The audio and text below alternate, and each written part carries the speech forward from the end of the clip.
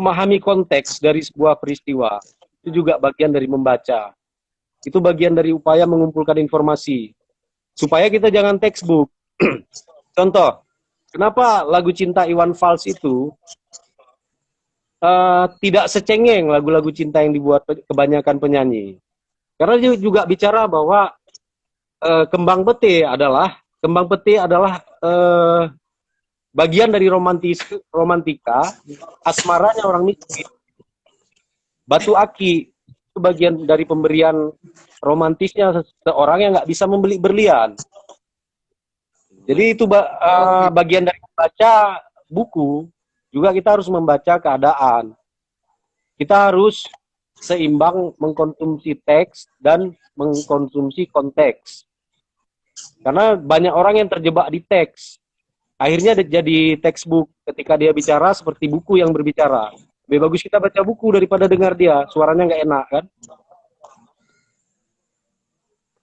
Jadi bukan harus literasi bukan gimana? Literasi bukan apa? Dan menulis, tapi juga membaca keadaan. Nah, kalau memang baca kemudian kita hubungkan dengan membaca keadaan atau yang terlihat ya, bukan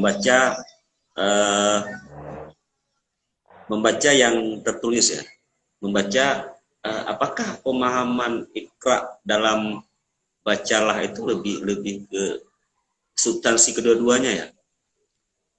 Ketika ya.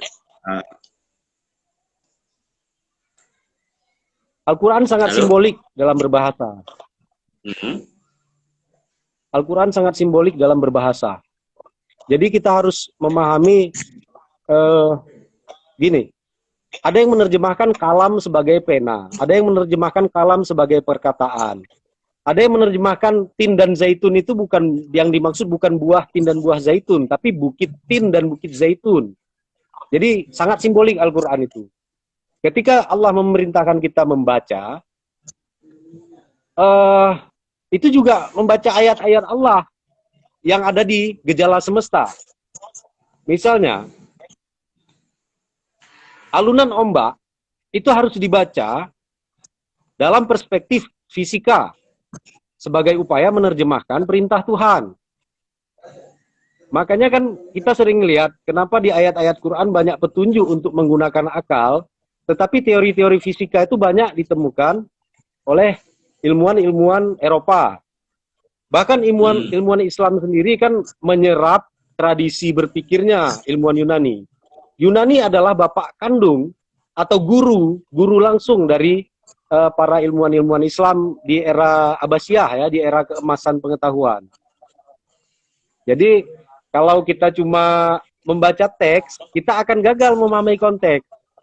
Maka kita akan bilang bahwa perahu adalah bid'ah, pesawat adalah bid'ah, dan sepeda motor adalah bid'ah karena Rasulullah nggak menggunakannya.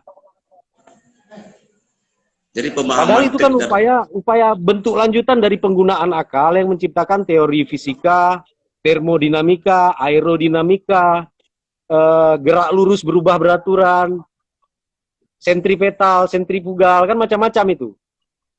Kenapa yang merumuskan orang luar, bukan kita? Karena kita textbook memahami Al-Quran. Quran bukan kitab sains ya. Quran itu kitab moral, bukan kitab sains. Sains itu tetap upaya berpikir manusia dalam menerjemahkan gejala alam. Jadi aku tidak sepakat kalau Quran disebut kitab sains. Quran itu panduan moral. Oke.